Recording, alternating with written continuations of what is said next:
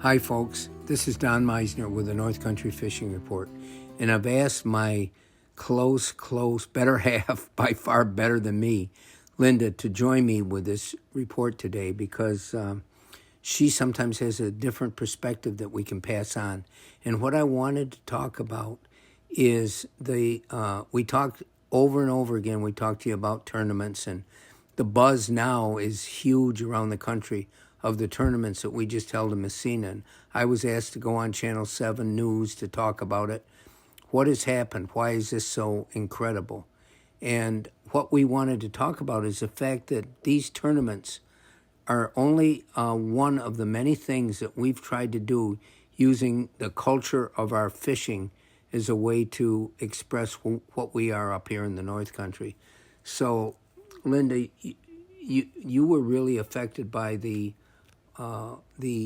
National Professional Fishing League that Yes. came here earlier this year. Yes, I was, Don. I've worked with you now for a number of years, and I've come to understand the impact that tournaments can have on a community. But it's interesting that with some of these tournament trails, they actually look at more of a building of collaboration within a community. In other words, trying to connect with the town or the village or the county where they decide to hold their fishing tournament. And in this case, the National Pro Fishing League was very, very big. That's one of their trademarks, where they try to come in and they want to actually meet people in the town. They want to talk to folks. And in the case of this last year, 2025, we had the great opportunity of connecting with the Salvation Army because of what the NPFL needed. If I could interrupt you here, I don't Sure. think people out there really understand all that is involved in putting one of these tournaments on. And one of the big benefits that we get in Messina for taking the risk years ago and to starting to build this tournament program is that these big national tournament trails, they when they come, one of the things they give us is they create a commercial of our area that plays when it goes on national TV, that plays inside the show. So it's a tremendous gift to us, really. We couldn't ever afford to pay for an ad on national TV that goes all over the country like what this does.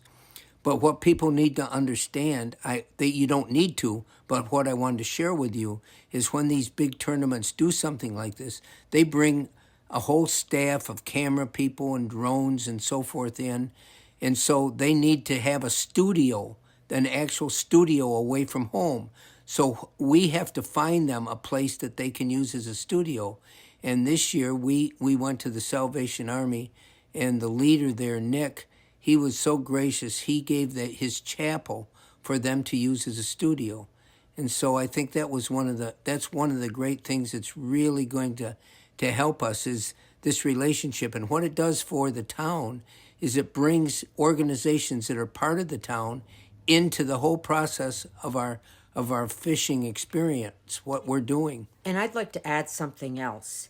Not only did Lieutenant Nick provide his studio space, but he has a regular program where he brings children in and they're able to have a meal and they're able to interact with each other and play games. Well, on this particular evening, the staff people who were in the production studio engaged these young people, and there was a question and answer session, and there was kind of a meet and greet where they could go in and see the folks behind the scenes and see the equipment and ask lots of questions. And I think it was very enlightening for the young children. They're not, they got a not chance infants, but they're, in various stages of growing up.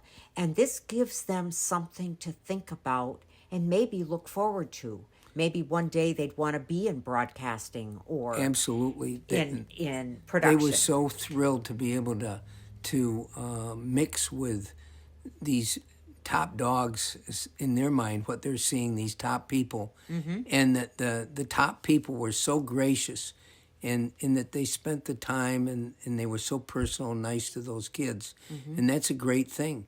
But one of the things that I'm trying to explain is the fact that this enabled us to bring some of our businesses into the fold, and it made them much closer to what we're doing. You know, we talked about a recent tournament where our Big Bass Blowout, where Boutique Airlines and John Blevins became such a part. And well, now urgent care. Yeah.